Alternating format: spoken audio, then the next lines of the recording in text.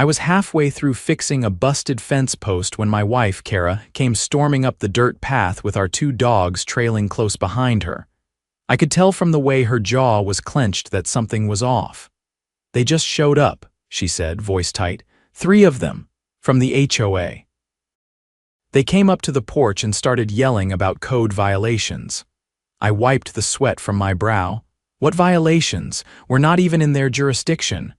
"That's what I told them," she said. But the loud one, her name was Marlene or Marlena or something, kept waving a clipboard and saying our barn repainting was unauthorized construction. I exhaled slowly. "Let me guess. Middle-aged, bleach-blonde bob, sunglasses the size of dinner plates." "Yep, Marlena Tillerson." She said she's the compliance director of the HOA over in Willow Ridge. I shook my head. Willow Ridge was a development over 2 miles away. We weren't part of any HOA. Our ranch had been in my family since before Willow Ridge was even a dirt road on a planning map. "And then," Kara added, her voice breaking a little, she said if we didn't stop the unauthorized work immediately, they'd start issuing daily fines. When I laughed, the other 2 stepped up and said, "You'll regret not cooperating." One of them even cracked his knuckles. That got my attention. I dropped the hammer and looked toward the driveway. "They threaten you," Kara nodded. "They didn't know you were out back. They thought I was alone." I told them to leave, but they just strutted off like they owned the place. I'd dealt with a lot over the years as county sheriff, but HOA enforcers threatening my wife on my own land. That was a new level of stupid. I made my way up to the front porch and sure enough, there was a bright yellow notice of violation taped to our door. My name was misspelled, and the notice claimed we had violated Article 12, Section B, exterior structural modification without approval. I snorted. Article 12 of a set of rules that didn't apply to us. That's when I noticed the bottom of the notice. Failure to comply will result in legal escalation and property liens. They were trying to bluff us into compliance.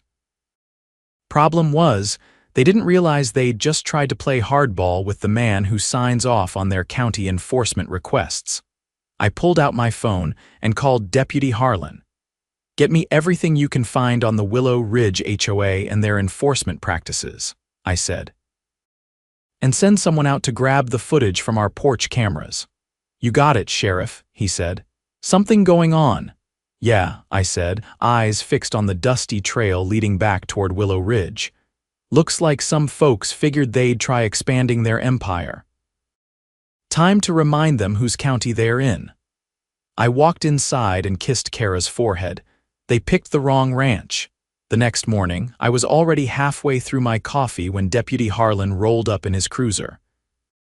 He didn't bother with the front door. He came straight around back, where I was sitting at the picnic table, flipping through the zoning maps of the county. He dropped a thick manila folder on the table. "You're gonna want to see this." I opened it. Inside were printouts of HOA meeting minutes, emails between their board members, and complaint logs. Some of it was redacted, but enough was clear to get the shape of what they were doing. "They've been targeting homeowners on the outer fringes of their development," Harlan said.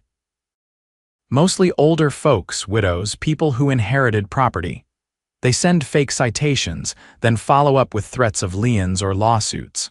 A few folded and paid. Others sold their land outright to avoid the harassment." I flipped to a spreadsheet labeled Expansion Initiative Phase 2. Our address was right there, listed under High Priority Acquisition. "Where'd you get all this?" "Public records request," Harlan said. "And a tip from someone on the inside. One of their own board members is getting cold feet, said things have gone way past what was agreed on." I stood up slowly. "They're trying to force people out." "Yeah. But here's the kicker, they've filed paperwork with the county zoning office to amend their HOA boundaries. They're claiming a voluntary annexation of adjacent properties." I narrowed my eyes. "There's nothing voluntary about any of this. And the paperwork, forged signatures. Yours included." I didn't say anything for a moment, just watched the breeze roll across the field behind the barn. Then I picked up my phone and called county legal. By midday, I had a meeting lined up at the courthouse with our zoning commissioner, legal counsel, and the registrar of deeds. I brought the file, the porch cam footage, and a copy of our original deed. It went back over 60 years, with no reference to any association or development restrictions. When I laid everything out on the table, Assistant County Attorney Lorna Reyes tapped her pen twice before speaking. "Sheriff, if these signatures are forged, and I believe they are, this isn't just harassment. It's criminal fraud, possibly racketeering depending on how far this goes." "I want to prosecute," I said. "And I want a full audit of every parcel they've annexed in the last 5 years. Zoning Commissioner Halstead nodded. "We'll suspend their pending applications immediately, and I'll have our office cross-check every property transfer involving Willow Ridge." Lorna looked at me. "You going to inform the homeowners?" "Not yet," I said. "First, I want to see how far they'll go." That night, I set up a motion-sensitive trail cam near the front drive. I wanted to know if they'd come back and how bold they'd get. I didn't have to wait long. 2 nights later, just past 11, a pair of headlights crept down the gravel. I killed the porch light and watched from the upstairs window. A dark SUV pulled up, engine idling. One man got out. He wore jeans and a dark polo, nothing official. He walked up the steps, took something from his pocket and slid it under the door, then he turned and muttered something to the driver. They didn't see the small red glow from the trail cam nestled in the fence post. After they left, I retrieved the envelope. Inside was a typed letter. "Final notice. Continued non-compliance will result in legal seizure of assets and civil penalties. You have 24 hours to dismantle all unauthorized structures." It was signed by Marlena Tillerson and stamped with a fake county seal. By morning, I had warrants for both the driver and the man who delivered the letter. The SUV's plates traced back to a property management firm, one that handled enforcement services for Willow Ridge. Deputies picked up the delivery guy at his office. He didn't resist, but he immediately lawyered up. The driver was harder to find. He'd clocked out of the HOA's payroll system a week earlier and hadn't been seen since. But we had his face. With the evidence mounting, Lorna filed for a temporary injunction against the Willow Ridge HOA, freezing all enforcement actions and suspending their board's authority to issue fines or file liens. That stopped them cold for now, but Marlena wasn't done. 2 days later, she showed up at the county office building with her attorney, demanding a meeting with the zoning board. I sat in the back of the room as she launched into a performance worthy of a courtroom drama. She claimed there had been a clerical mix-up, that the forms were filed in error by a junior associate, and that she had no knowledge of any unauthorized enforcement actions. Then she made the mistake of lying under oath. "I have never authorized my staff to interact with any property owner outside Willow Ridge's jurisdiction," she declared. Deputy Harlan, sitting 2 rows ahead of me, hit play on a tablet. The porch cam footage played on the courtroom screen. Marlena, standing on my porch, barking orders at Kara and threatening to issue fines. The silence that followed was thick enough to choke on. Lorna stood. "Your Honor, we request immediate contempt proceedings and criminal fraud charges." The judge nodded once. "Approved." That was the first domino. Over the next month, more residents came forward. Some had been bullied into signing compliance agreements. Others had paid thousands in bogus fines. One woman, a retired schoolteacher, had been forced to sell her home after repeated threats of foreclosure. Each case built the foundation for a class action lawsuit. I wasn't part of it, couldn't be, given my office, but I made sure the plaintiffs had every piece of evidence we'd collected. With Marlena's arrest, the board scrambled. 2 members resigned within days. The third tried to claim he'd been misled, but his name appeared on too many of the forged documents. He was indicted alongside her. The county placed the HOA under provisional oversight. A court-appointed administrator was brought in to audit their finances, which revealed a whole new mess: embezzled funds, falsified expense reports, and shell companies used to funnel money into private accounts. Meanwhile, I installed new fencing along the northern boundary, topped with security-grade trail cameras. Not because I thought they'd come back, but because I wanted it clear that this land was not for sale, not for annexation, and not for intimidation. Kara returned to working with her rescue dogs, and I focused on rebuilding trust among the neighboring landowners. We held a town hall at the VFW Hall where over 50 residents shared their stories. Some cried, most were angry. But by the end of the night, we had a committee formed, a real one, not some HOA scam with a mission to create a legal defense fund and offer pro bono assistance to anyone being harassed by a rogue association. I didn't go looking for this fight. But when Marlena's people stepped onto our land and tried to muscle my wife, they crossed a line I don't let anyone cross. They wanted a quiet takeover. What they got was public exposure, criminal charges, and a community that rallied harder than they ever imagined. And they'll think twice before they try something like that again in this county. The courthouse hallway echoed with the sharp taps of Kara's boots as she walked beside me, her clipboard filled with statements from other residents who decided they'd had enough. We weren't here to watch anymore, we were here to deliver. Lorna met us at the entrance to the records division, her expression unreadable. They filed a motion to dismiss the fraud charges, she said, leading us through the double doors. Claiming the board was acting in good faith and that Marlena was operating outside the scope of her authority. Kara lifted a brow. They're trying to pin it all on her, exactly. But this isn't just about one woman, I said. That entire board signed off on forged annexation documents. They had a system, we caught them mid-operation.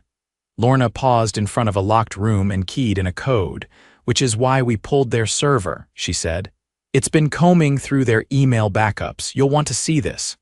Inside, a monitor lit up with rows of messages. One thread caught my eye: subject line, expansion incentive structure. The sender, a property developer based out of Houston, the recipient, every board member at Willow Ridge. I leaned in. They were being paid. Quarterly kickbacks, Lorna confirmed. For every property coerced into signing a compliance agreement, the board received a percentage of the acquisition value. It was all funneled through a firm called Clear Point Holdings on paper, a real estate consultancy. In reality, a shell company. Kara set the clipboard down with a quiet thud. So that's what this was about, not power, just money. No, I said. It was about both. By late afternoon, the sheriff's office had completed its raid on Clear Point's local office. They tried to shred documents, but one of their interns had panicked and emailed the customer database to herself before quitting. That file contained names, dates, and amounts every coerced sale, every fine collected under false pretenses, and every payout sent to board members. The biggest shock came when we found a name we hadn't expected: Councilman Rick Donnelly. He was listed as a strategic advisor for Clear Point. I'd known Rick for over a decade. He'd always been a little too polished, but I never guessed he'd be mixed up in something like this. Lorna looked over the documents with a practiced eye. We're not just talking about civil fraud anymore, she said. This is organized racketeering, wire fraud, conspiracy. You've got a sitting councilman laundering money through a fake consultancy while directing an HOA to drive landowners off their property. I nodded once. Then we go federal. We coordinated with the state attorney general's office and the FBI's white-collar crimes unit. Within 48 hours, a grand jury was impaneled. Subpoenas went out. Laptops were seized, and Marlena? She suddenly stopped cooperating. Her attorney requested a private meeting with the AG's office. Word was she was ready to talk, but only if she got a deal. I didn't attend the meeting, but Lorna filled me in afterward. She gave them everything, she said. Emails, bank transfers, voice memos. Turns out Rick wasn't just advising, he orchestrated the whole thing.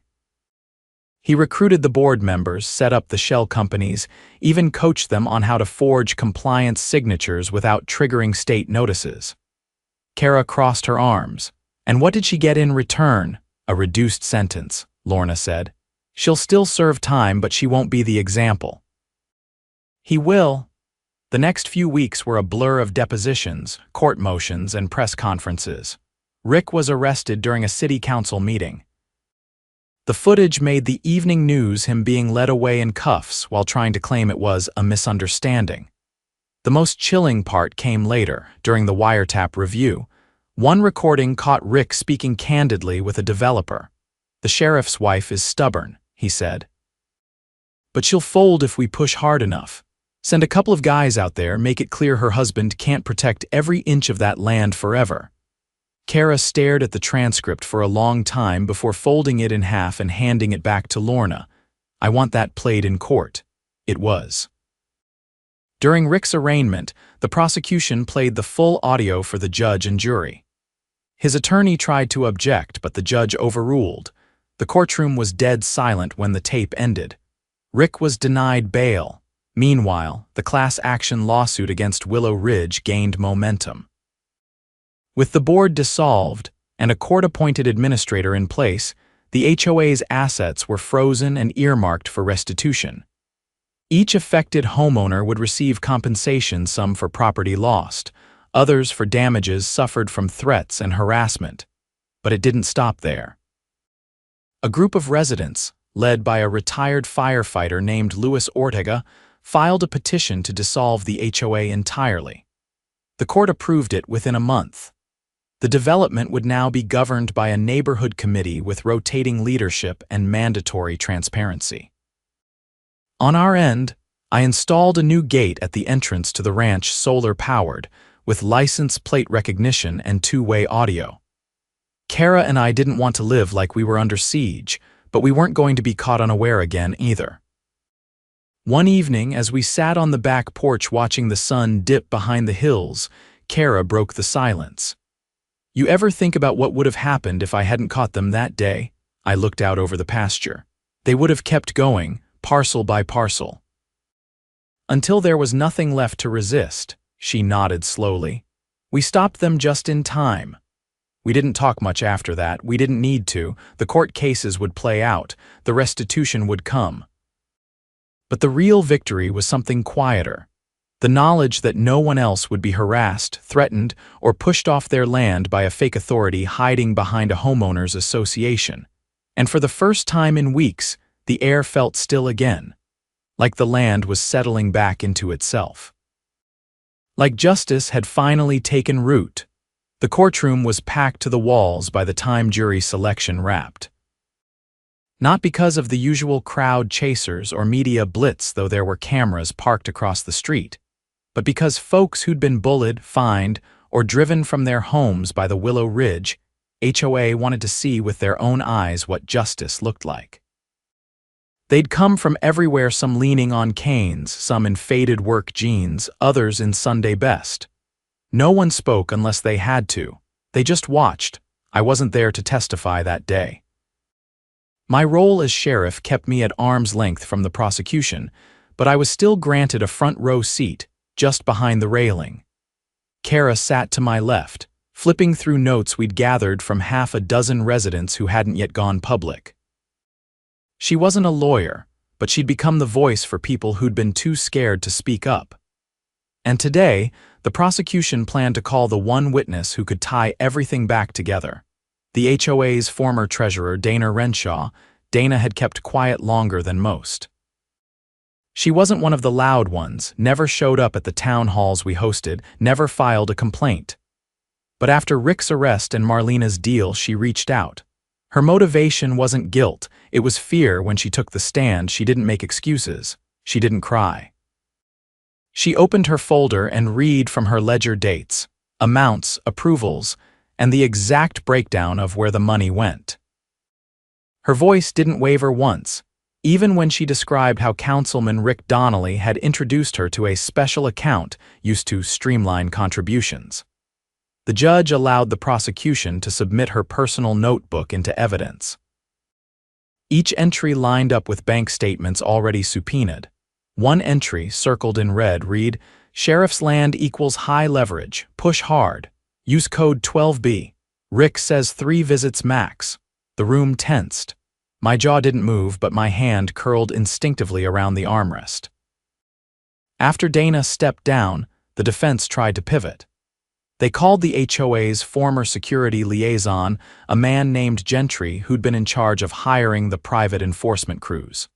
He insisted the board had only ever issued verbal directives, and that none of the intimidation tactics were official. The prosecutor raised one of the HOA's printed handbooks from the evidence table. Can you explain why your name appears under the Property Compliance Task Force section, right next to a 3-tier escalation chart? Gentry blinked. That wasn't enforcement, that was. Suggested protocol. The prosecutor tapped the page. Tier 3 involves entering private property without consent. That's not a suggestion, that's a felony. Gentry's attorney called for a recess. It was denied. Outside, the sky had turned the color of wet ash. A storm was crawling in from the west, slow and deliberate. It matched the mood inside the building. By the time court adjourned that evening, 4 more indictments had been filed. 2 board members, the HOA's legal consultant, and the head of Clearpoint Holdings. That last one was the biggest catch. He wasn't just a facilitator, he was laundering the funds through dummy charities and offshore accounts. The IRS had been brought in days earlier, and now they had everything they needed. Back at the ranch, I parked the truck and sat for a long while before heading inside. Kara had already fed the dogs, and the porch light was off. She was in the living room, going through one of the letters we'd received from a woman in South County. She'd been hit with over 20 fabricated violations in 3 months. Her husband had passed during the ordeal. She blamed the stress. "We're not done, are we?" Kara asked without looking up. "No," I said. "But we're close." The next morning, I met with the district attorney and the state AG's representative. They decided to consolidate all the charges into a single racketeering case under the RICO statute. That meant moving the trial to state court, where sentencing carried more weight and where restitution could be enforced without appeal. "I've seen land grabs before," the AG's rep said, "but this is something else." They weren't just pushing people out, they were turning neighborhoods into investment portfolios. You stopped it at the edge. I didn't respond. I was already thinking about the next move. With the trial moved to state court, the civil cases were paused, but that didn't mean the damage stopped. One of the remaining board members tried to quietly sell his house and disappear. We served him with a subpoena before he made it out of the county. Another tried to scrub her name from the HOA's previous tax filings. Unfortunately for her, a paper trail doesn't vanish just because you delete an email. Weeks passed. The new trial date was set. Jury selections began again, this time in a larger jurisdiction to avoid bias. When testimony resumed, the court heard from 42 homeowners, each one telling a different version of the same horror story: threats, forged letters, fake liens, and relentless pressure to sell. One man described how they'd forged his late wife's signature on a compliance contract, then claimed he was in violation for not maintaining a hedge line that didn't exist. Another recounted how someone slashed his tires the night after he refused to sign away his easement rights. The judge didn't interrupt. He let every story play out, and the jury listened. The turning point came when prosecutors introduced surveillance footage from a former HOA board member's home office. He'd accidentally recorded a conversation with Rick where they openly joked about clearing the edges. Rick laughed when someone brought up a family with kids who just wouldn't move. He said they'd break eventually. The jury didn't flinch. The verdict came in 2 days later. Guilty on all counts: racketeering, wire fraud, conspiracy to commit real estate fraud, witness intimidation, criminal trespass. False representation of government authority. Rick got 32 years without parole. Marlena received 5 with the possibility of early release for cooperation. She wouldn't be returning to Willow Ridge or anywhere near it. The remaining board members received sentences ranging from 7 to 15 years. The private contractors who had enforced the threats were hit with separate charges and banned from working in any housing-related field again. The Civil Restitution Fund was established within 3 months. Over 180 homeowners received compensation. Some used it to rebuild. Others moved on. But none of them had to fear another notice taped to their door. As for Willow Ridge, the development was placed under county supervision. The HOA was formally dissolved. What remained was restructured into a voluntary neighborhood committee with no enforcement power, and all decisions had to be voted on by residents. No more secret meetings. No more fines. No more threats. At the ranch, spring came early. The pastures bloomed clean without the tension that had hung in the air for months. Kara and I hosted a potluck for the people who'd stood up, spoken out, and refused to be broken. Some brought casseroles, others brought stories. All of them brought relief. As the sun dipped behind the hills, one of the older neighbors, Clarence, a retired mechanic who'd lived in the area longer than anyone, raised his iced tea and said, "Here's to the sheriff who reminded them we don't scare easy out here." I didn't say anything. Didn't need to, because this wasn't just about me.